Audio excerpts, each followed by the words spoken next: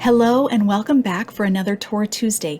This week we're diving into the first of the traditional 10 plagues, which I'm calling the 12 signs and wonders. So we're on the second sign.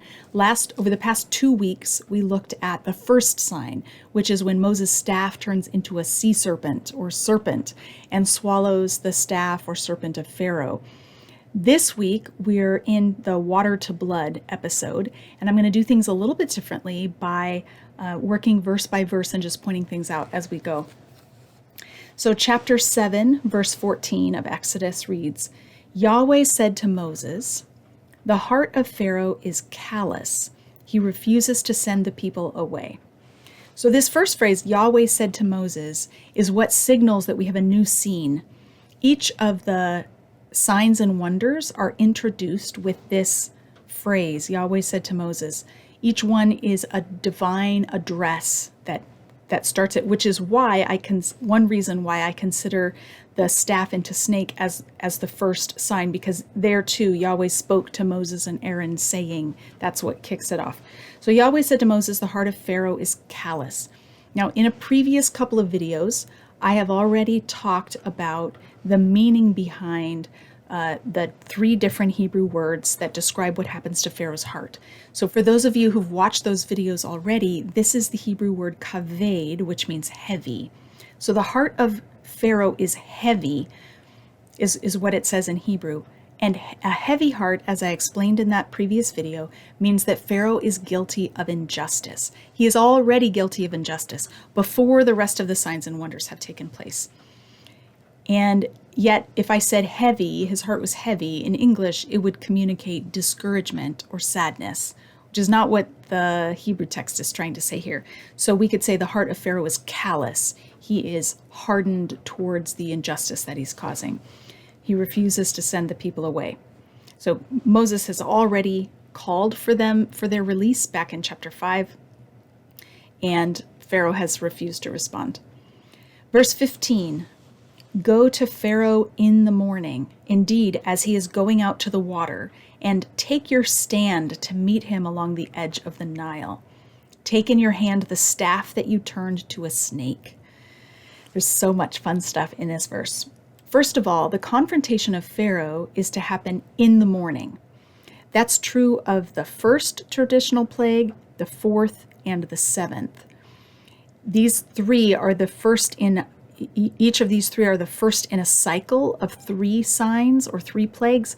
So we have the traditional 1, 2, 3 that create a pattern that is then replicated in 4, 5, 6, 7, 8, 9.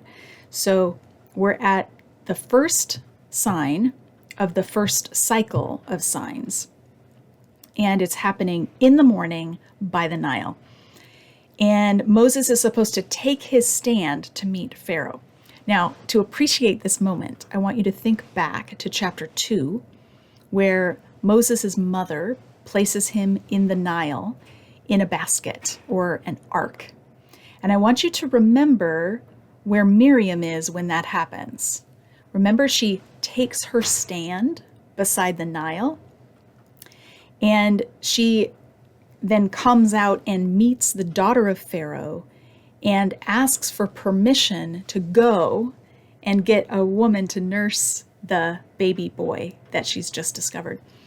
And so we have a member of the Hebrew people who confronts Pharaoh on the edge of the Nile after taking their stand and then requesting to go. So we have this parallel between the Miriam story and this first Moses story. So Miriam was anticipating what would happen later. The Nile is, of course, the very river where the previous Pharaoh commanded people, all of his people, to throw the Hebrew boys that they found. He's trying to wipe out the strength of the Hebrew people in chapter 1. And that's the very place where God is going to confront Pharaoh. So it's theologically and literarily significant.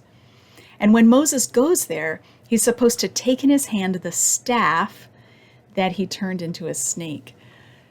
This has just got to be so awkward and embarrassing for Pharaoh, because Moses is taking along the reminder that Yahweh has already demonstrated his superiority over Pharaoh's royal authority.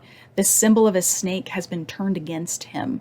He's supposed to embody the shrewdness or wisdom or whatever it is of the snake. He's supposed the snake is a symbol of his royal authority, and yet Yahweh uses a staff-turned snake to swallow up Pharaoh's royal authority. So it's very significant that Moses brings this staff along. It must have been embarrassing for Pharaoh. Verse 16 says, "Say to him, Yahweh, the God of the Hebrews, has sent me to you, saying, send my people away, that they may serve me in the wilderness. But indeed you have not listened until now." Now, normally we hear this phrase as, let my people go. And the reason why I haven't translated it that way is because to let go of something, all you have to do is open your hand. But to send someone away, you have to give your blessing and your authorization behind it. And that's actually what God is asking of Pharaoh. He's asking Pharaoh not just to release, but to send the people of Israel. And the purpose for the sending is very clear throughout these narratives. It's never just freedom for freedom's sake. It's always freedom for the sake of serving and worshiping Yahweh. But Pharaoh has refused to do this. So verse 17 announces, "So Yahweh says, by this you will know that I am Yahweh. Indeed, I myself will strike with my staff, which is in my hand, against the waters which are in the Nile, and they will be transformed into blood." So here we have a kind of blurring between Yahweh, who is telling Moses what to say, and Moses, who is the one saying it. So Moses is the one with the staff in his hand, but God has said, I myself will strike. This is a fully appropriate response to the Egyptians, because back in chapter 2, verse 11, it's an Egyptian who's striking a Hebrew. And then in 5:14 and 5:16, again, Pharaoh is striking the people, and now Yahweh says he is going to strike Egypt. Verse 18 says, "The fish in the Nile will die, and the Nile will stink, and the Egyptians will no longer drink the water from the Nile."